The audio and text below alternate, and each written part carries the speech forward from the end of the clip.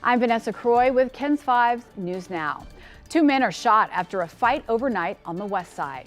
The men showed up to a vacant house off Longmont Street just before 11:30 last night, police say. That's when a fight broke out between the two men and three others. And police say someone pulled out a gun and started shooting. One of the men was shot in the back while the other was hit in the ribs.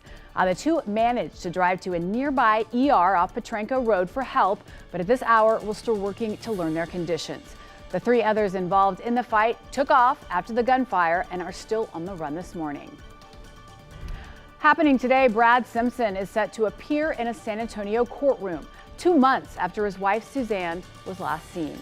This will be the first hearing for Brad Simpson since he was indicted for the murder of Suzanne. And while her remains have yet to be found, a grand jury felt there was enough circumstantial evidence to indict Brad, allowing the case to move forward.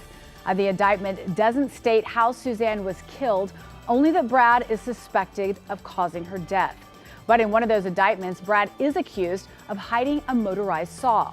Well, the family tells us that saw tested positive for Suzanne's DNA. That hearing is set for 9 a.m. And police are trying to track down a woman accused of stealing merchandise and assaulting a store employee. Check it out. On Saturday, November 16th, officers say this woman walked into the adult Megaplex store off 35 and started picking up items and trying to hide them in her sweatshirt. Well, the store employee quickly caught on and tried to stop her. That's when police say the woman assaulted the employee and took off. Now, if you know who this woman is, call Crime Stoppers. They're offering up to $5,000 for any information that leads to an arrest. Rap icon Jay-Z's husband to R&B superstar Beyonce is facing sex assault accusations.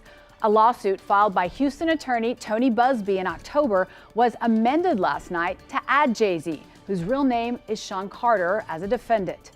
The lawsuit accuses Jay-Z of raping a 13-year-old girl in 2000, allegedly along with Sean Diddy Combs. The accuser, identified only as Jane Doe, said the assault happened after she was driven to an MTV Video Awards after party. Tony Busby posted this message on X. He says Jay-Z is the anonymous male celebrity who sued his firm, apparently under a pseudonym. He also added that Jay-Z has, quote, tried to bully and harass me and this plaintiff. His conduct has had the opposite impact. She is emboldened, and I'm very proud of her resolve. Gun thefts are up in San Antonio, specifically from vehicles. The Alamo City actually ranks number 5 in gun thefts across the nation. Take a look at these videos from just a week ago in the French Creek Village neighborhood on the northwest side. You can see suspects wearing masks and carrying guns, checking for unlocked doors. Now, Alexander Testa is a professor at UT Health Houston in San Antonio. He's currently researching the issue and what can be done about it. He says it often happens when the victim is out and about and can't bring their gun inside with them.